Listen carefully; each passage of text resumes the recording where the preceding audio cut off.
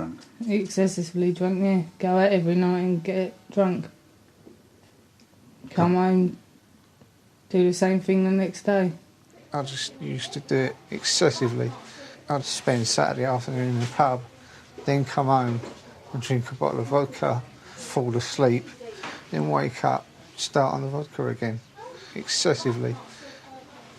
So there's no chance I can go home tonight?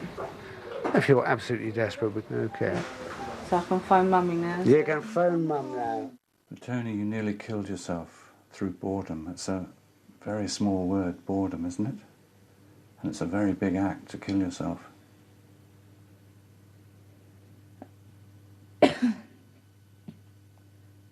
Yeah, that's before you actually realise exactly what you've got to live for, isn't it? Can I eat crisps now? I would prefer you not, because crisps are salt with a little bit of potato added. Not even Quavers? To me, I had no reason to live. Everything was just a pain and grief.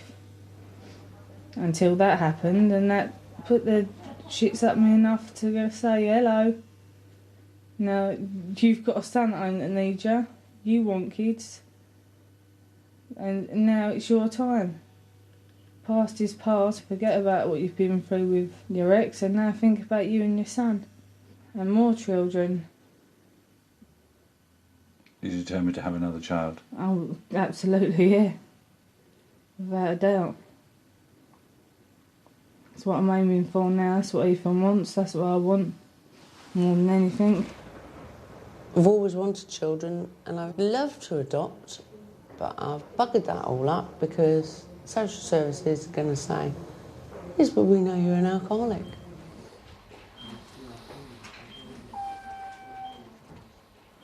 I had a visit yesterday from my little girl. She brought me that. Oh, that's nice. Which I was absolutely made up with. I had her when I was quite young. Mm-hmm. I think I was 17 at the time. Oh dear. Yeah, she's 12 now. I've got a partner that'll go along with that, yeah. He wants kids just as much as me, but don't mean at the end of the day it's going to be him, does it? What do you mean?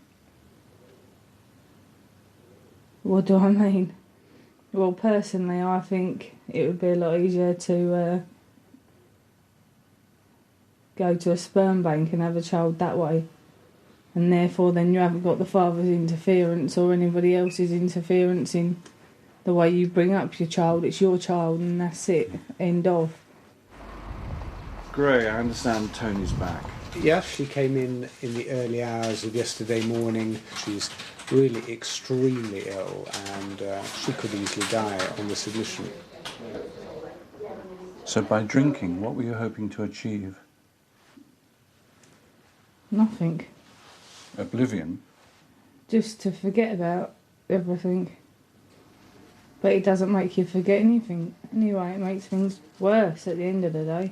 Because you think about things more until you're totally and utterly out of it, and then you don't think about it.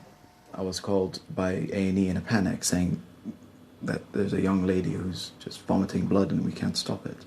It was quite a graphic scene. A very young girl who you would expect to see out on a Saturday night or any other night in the town looking on death's door. And these patients do tend to turn at any moment. They improve quickly, but they also deteriorate very quickly. And that night, for some reason, there were 3 patients, Tony being one of them, that were having the same symptoms: bleeding, vomiting, blood coming out from the top end and the bottom end. And the other 2 died that same night. I'm not an alcoholic, so I don't need help. What is an alcoholic? What do I class as an alcoholic? Someone that can't go a day without a drink. But there are times when you can't go without a drink. The prognosis is, at the moment, extremely bleak. On this occasion or for the next? I think on this and any subsequent occasions, I think the prognosis is very bad. I don't need to have a drink. I drink because there's nothing else to do. Boredom. we're going out tonight with my mates, and I said if I ever drink it'd be about that much wine and the rest of it would be lemonade and ice. So at the end of the day, my body won't be getting the wine anyway, hopefully. All alcohol is the same. What damages your body is the alcohol. She was the only young girl with a bucket half full with blood, and this was her third. And blood everywhere, and she was just white as a sheet.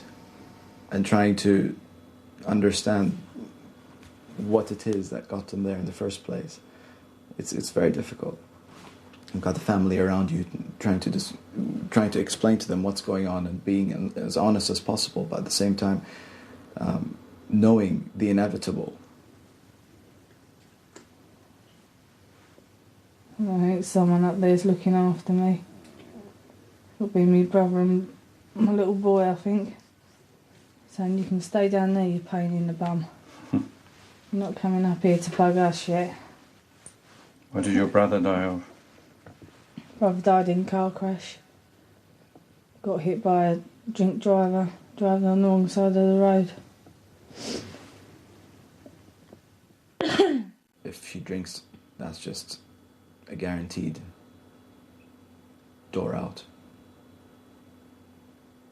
Death. Yes. And these patients, when they die, it's not a quick death, it's horrendous. It's a prolonged event.